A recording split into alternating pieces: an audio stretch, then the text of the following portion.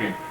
आप देखें कि आपके गुरु क्या है, तब आपको एहसास होगा कि आपका गुरु कितना क्या है, तब मालूम पड़ेगा।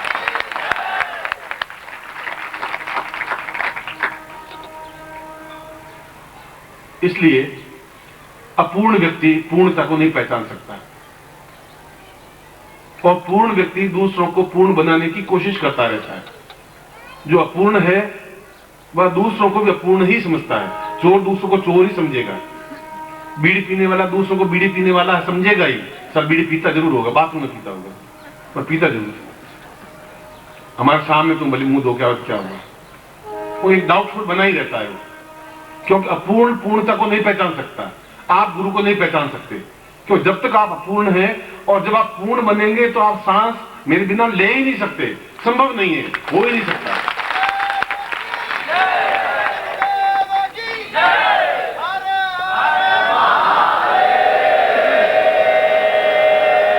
उन सन्यासियों की आंखों में जो श्रद्धा से उनके आंख के प्रत्येक आंसू के कतरे में मेरी बूंद झलमलाती रहती है। एक एक सांस उनका भारी होता जाता है। जिस रात्रि को मैं नहीं मिलता हूं, वो रात उनके लिए इतनी भारी हो जाती है कि वो सांस लेना उनके लिए दूभर हो जाता है। सांस की कोई क्रिया ही नहीं हो पाती उनके जीवन में, एक निर्जीव सा जीवन बन जाता है। और जब मिलते हैं तो ऐसा लगता है कि जैसे बहुत अतृप्त व्यक्ति पूर्ण तृप्त अनुभव करने लगा, चाहे 5 मिनट मिले, चाहे आधा घंटा मिले, मगर प्यास बुझती ही नहीं।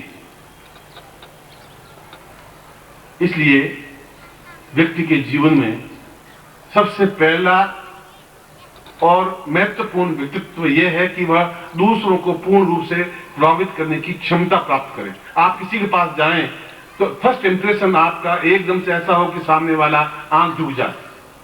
साइकोलॉजी में एक कहावत है, एक तथ्य है कि आप किसी की आंख में आंख झांक करके देखिए, जिसकी आंख थोड़ी सी झुकी वो डाउन हो गया। आप में आंख मिलाने की ताकत होनी चाहिए, चाहे आपका अधिकारी है, चाहे आपका प्रेमी है, चाहे आपका प्रेमिका है। बिल्कुल आप वो देखें, आप दो टुक साफ देखें, जिसकी आंख झपकी वो डाउन हुआ, आपसे नीचे झुका। आपकी आंख में वो तेज होना चाहिए, और वह तेज और वह मुस्कुराहट राम की, और वो कृष्ण की चितवन, और वो शंकराचार्य का एक दर्प युक्त शब्द बोलने की क्षमता, और वह राधा का रूप यौवन सौंदर्य, ये सब कुछ एक ही जगह सम्मिलित होने पर, एक ही जगह एकत्र होने पर सर्वांगपूर्ण बन सकता है। और इस सर्वांग पूर्णता को सम्मोहन कहते हैं। सम्मोहन का मतलब दूसरों को तो वो अपने अधीन करता ही है, इनसे पशुओं को भी करता है, मगर वो अपने आप में अपने आप को देखकर सम्मोहित हो जाता है। फिर गुरु आपको रोक नहीं सकते, क्योंकि वह खुद चुंबक की तरह आपकी तरफ खींच जाता है। चाहे गुरु है तो मनुष्य ही, आपके चेहरे पर वो क्षमता आ जाती है। देखते ही आदमी भूलता नहीं कि साल भर पहले मिला था मुझे, बहुत कमाल, क्या बात करने की कला थी। बस ट्रेन में मिला था, मगर 5 मिनट में ही एकदम से क्या कर दिया भगवान जाने। या वह लड़की मिली और वापस जिंदगी मिली नहीं, मगर एक 5 मिनट में ही मैं आपको भूला ही नहीं हूं, भूल भी नहीं सकूंगा। ये क्या है? 5 मिनट में क्या है? उसके चेहरे पर कुछ ऐसा आकर्षण, कुछ ऐसा लावण्य, उस व्यक्ति में बोलने की कुछ क्षमता, कुछ ऐसी चीज थी जो सामने वाले को पूर्ण रूप से हृदय को स्पर्श करती हुई चली गई। कृष्ण में और क्या था? काला तो शरीर था, और बहुत लंबाई लिए हुए था नहीं, और जेल में पैदा हुआ, और अपने मां बाप के साथ रह ही नहीं पाया, नंद के यहां पला, और बचपन से ही मौत को और वगासुर रकासुर को लड़ता रहा, जूझता रहा, और खुल करके गोपियों से प्रेम करता रहा। लोग उसको मतलब चोर कहते रहे, माखन चोर कहते रहे, और कुछ शब्द बोलते रहे। और मथुरा गया तो उसको रणछोड़ शब्द से गाली दी गई, तुम युद्ध छोड़ के भागने वाले, रण छोड़ के भागने वाले। ये सारे गलत शब्द उसके साथ लगने पर भी उसको सर्वांगपूर्ण इसलिए कहा गया कि उनके चेहरे पर एक सम्मोहन था। देखता तो कंस भी एक क्षण रुक गया। कृष्ण ने कहा कि क्या युद्ध करूं इससे, और वो 10 मिनट कृष्ण के लिए बहुत अधिक महत्वपूर्ण थे। दुर्योधन सामने आया, कृष्ण ने एक क्षण देखा, देखते ही उसके हाथ से गदा छूट गई दुर्योधन की। उसने कहा कि ऐसा सौंदर्य, ऐसा पौरुषत्व तो देखा ही नहीं मैंने, और युद्ध ही नहीं कर सका वो। भीष्म अपने आप में हाथ जोड़ के खड़े ही हो गए।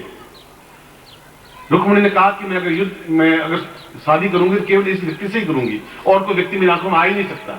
ये सब क्या था? ये था एक सम्मोहन, दूसरों को वश में करने की कला। और मनुष्य विजय प्राप्त करने के लिए 75% तो उसका एक व्यक्तित्व, उसका एक सम्मोहन सामने वाले को प्रभावित कर देता है या संसार में विजय प्राप्त कर लेता है। आप संसार में विजय प्राप्त करना चाहते हैं, आप चाहते हैं मैं नौकरी प्रमोशन प्राप्त करूं, आप चाहते हैं कि मैं अपने घर में प्रेम बहाऊं, आप चाहते हैं घर वाले आपका कहना माने, आप चाहते हैं कि आपके पास एक असीमित सौंदर्य हो, आप चाहते हैं कि आपकी बातचीत में कला हो, एक ऐसा हो अपने आप स्वतः प्रस्फुटित हो। उसके लिए कोई कॉलेज में ट्रेनिंग नहीं होती कि चेहरा को सुंदर बनाने की कोई ट्रेनिंग नहीं होती। ब्यूटी पार्लर से चेहरा सुंदर नहीं बनता, बनता तो फिर ब्यूटी पार्लर वाली नौकरी करती क्यों? काय की दुकान खोल के बैठती, काय के लिए चेहरा पोतती, उससे क्या होता? वो थोड़ा पसीना आया नहीं वो और 10-15 झुर्रियां और चेहरे पड़ जाएंगी, बस पसीने खड़ा कर दो उनको मालूम पड़ जाए। और किसी लड़की को देखना सुबह 6 बजे जाके देख लीजिए, बहन से भी गई बीती नजर आएगी आपको।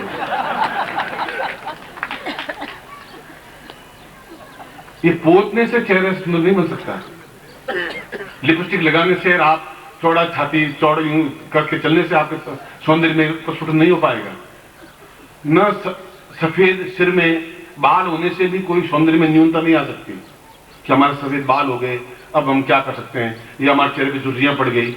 झुर्रियां भी अपने आप में सौंदर्य है, सफेद बाल भी अपने आप में सौंदर्य है, वृद्धता भी अपने आप में सौंदर्य है, मृत्यु भी अपने आप में सौंदर्य है, जीवन में अपने आप में सौंदर्य है, सम्मोहन है। इन सबको परे हटाने की क्रिया सम्मोहन है, जिसके माध्यम से ये सारी न्यूनताएं आपकी समाप्त हो सकती हैं। सम्मोहन, वशीकरण नहीं कह रहा हूं मैं।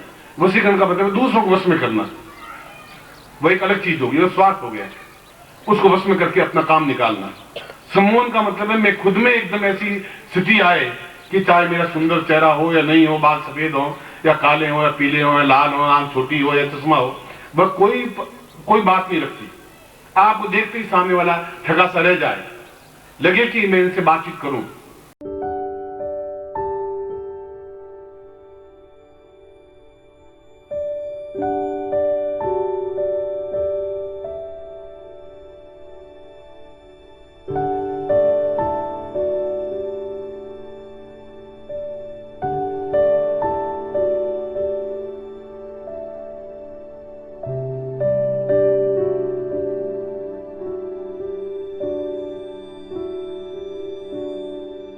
लगे कि इनके पास बैठूं, लगे कि उस कृष्ण की चित्र में देखती रहूं या देखता रहूं। शत्रु भी उसके सामने नतमस्तक हो जाते थे, मित्र तो होते ही होते थे, गोपियां तो होती थी, उनकी माएं भी मक्खन छोड़ करके उन बेटियों के पीछे कृष्ण के पीछे दौड़ के आ जाती, बेटी भी आती, मां भी आती।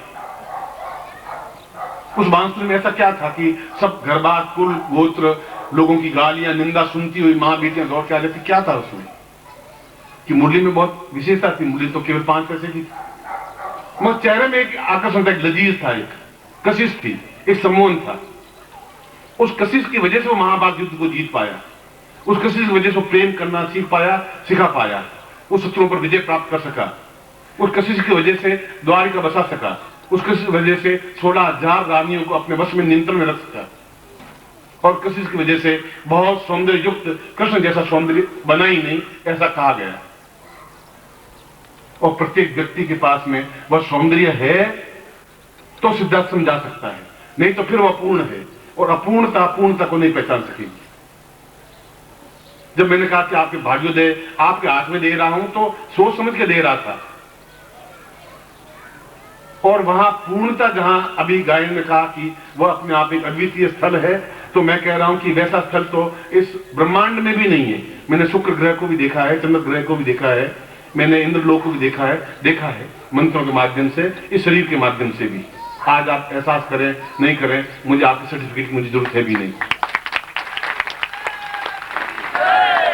मगर सिद्धार्थ शब्द आप करते ही मेरी आंखें नम हो जाती हैं, एक क्षण के लिए अश्रु निकलने के लिए तैयार हो जाते हैं, क्योंकि वह स्थान ही अपने आप में इतना अद्वितीय है। वहां जहां गुरुदेव बैठे हैं वहां कहीं कोई न्यूनता है ही नहीं, संभव ही नहीं है।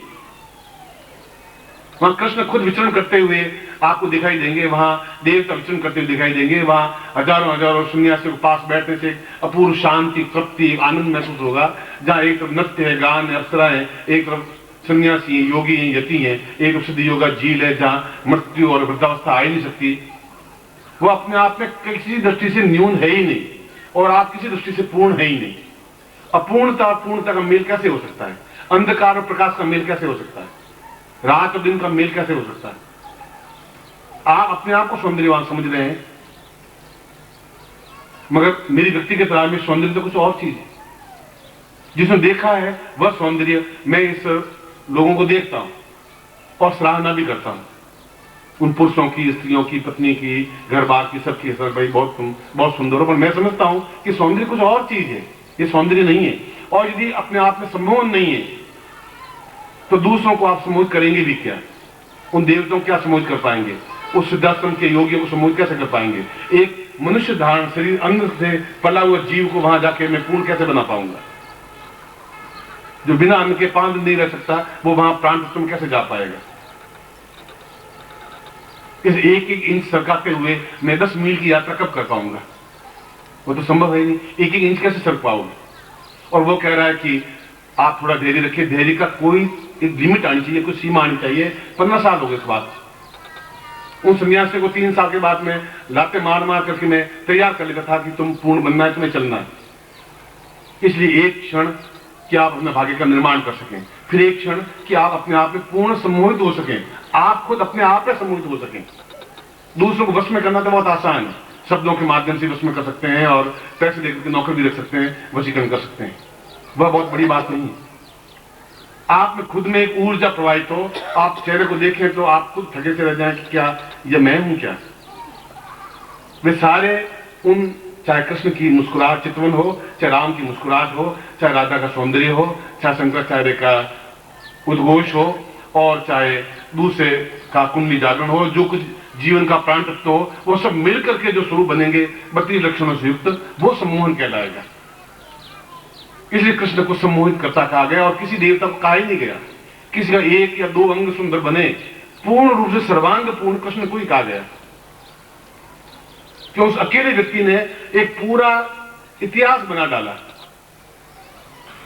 शंकराचार्य ने पूरा इतिहास बदल दिया आर्यावर्त का।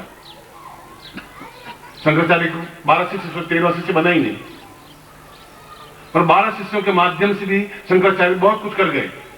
कृष्ण के पास में केवल 5 पांडवों का अलावा कुछ था ही नहीं, अपनी खुद की सेना को भी मरवा दिया कौरवों तक मिलाकर। उसने कहा कि मैं अकेला पांडवों की तरफ होऊंगा, मेरी पूरी सेना कौरवों की तरफ होगी। उसने कहा अगर मुझे सम्मोहन है तो मैं वापिस सेना बना दूंगा, एक वीर वापिस क्षेत्र तैयार कर दूंगा। इसलिए जीवन में सर्वांग पूर्णता का सबसे पहला पाठ है अपने आप में पूर्ण सम्मोहन करता बनना, अपने आप में सम्मोहित होना, अपने नेत्रों में सम्मोहित होना। आपकी आंखों में आना कि सामने वाला एक निस्तेज हो जाए, चाहे आपका अधिकारी हो, चाहे आपका ऑफिसर हो, चाहे जनता हो, चाहे आप कुछ भी हो, चाहे आपकी पत्नी हो, चाहे आपकी प्रेमिका हो, चाहे आपकी इच्छित कोई वस्तु हो। आप देखें और आपके पीछे पीछे चले नहीं, आपकी बात माने नहीं, तो फिर तो धिक्कार है, आपके जीवन को भी धिक्कार है कि आप हुए क्या, पैदा हुए और मरने में क्या अंतर क्या रहा। जब आदमी अपने आप में मोहित हो जाता है उसको सम्मोहन कहते हैं। सम्मोहन, मैं खुद, कोई मोह नहीं, मुझे मोह न, कोई मोह नहीं है, मैं फिर भी मैं दूसरों को मोहित कर सकता हूं, और ऐसा मोहित कर सकता हूं कि एक क्षण भी मेरे बिना नहीं रह सकता, क्योंकि इतना विश्वास, कॉन्फिडेंस आ जाता है कि मैं सम्मोहन करता हूं। मेरे को विद्या नहीं है, मैस्मरिज्म नहीं है, हिप्नोटिज्म नहीं है, वह तो कुछ क्षण रह सकता है। शरीर अपने आप में उस सांचे में ढल जाए, और उस सांचे में ढलने के लिए सफेद बाल या नहीं बाल होना या कम होना या ज्यादा होना ये कोई मायने रखते ही नहीं। कल मैं अफसर दीक्षा दे रहा था तो मैं कुछ लोगों के बाल देखा, तो मैं 2-4 बाल है, तो मैंने कहा कि शेर के तो 4-6 बाल ही होते हैं, गीदड़ों के पूरा शरीर भरा हुआ होता है बालों से। जो शेर है उनके 2-4 बाल ही बहुत हैं, वो शेर कहलाते हैं। ऐसे गीदड़ों की तरह को मेरे बाल हैं तो क्या हुआ, और सफेद बाल हैं तो हिमालय के ऊपर पूरी सफेदी है बर्फ की, और नीचे आग धधक रही है, तुम्हारे अंदर भी आग धधक रही है, ऊपर एक सफेद बर्फ की चादर बिछी हुई है। कोई चिंता करने की जरूरत नहीं है आपको। आप अपने आप में ही भावना लिए हुए हैं कि मेरे बाल सफेद हो गए, शीशे देख रहे हैं, उसको तोड़ रहे हैं, डाई लगा रहे हैं। क्या उसको पोतने से होगा क्या, उससे क्या होगा क्या? बाल सफेद है, यह भी सौंदर्य है। आज मैं डाई लगा दूं तो मेरी पर्सनलिटी खत्म हो जाएगी। अब इस उम्र में आऊंगा तो बाल सफेद होंगे ही होंगे, स्वाभाविक। अब मैं उसके ऊपर पोज पात करके खड़ा हो जाऊं तो आप बोलेंगे नहीं, मगर मैं खुद अपने आप में ग्लानि होऊंगा कि ये क्या चीज है।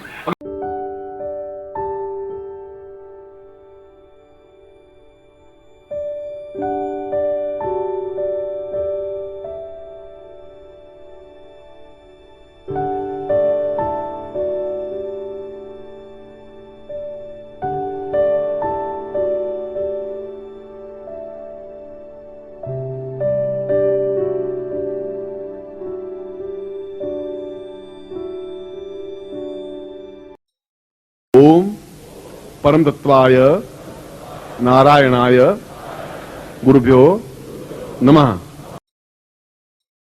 ओम ह्रीं मम प्राण देह रोम प्रतिरोम चैतन्य जाग्रय ह्रीं ओम नमः।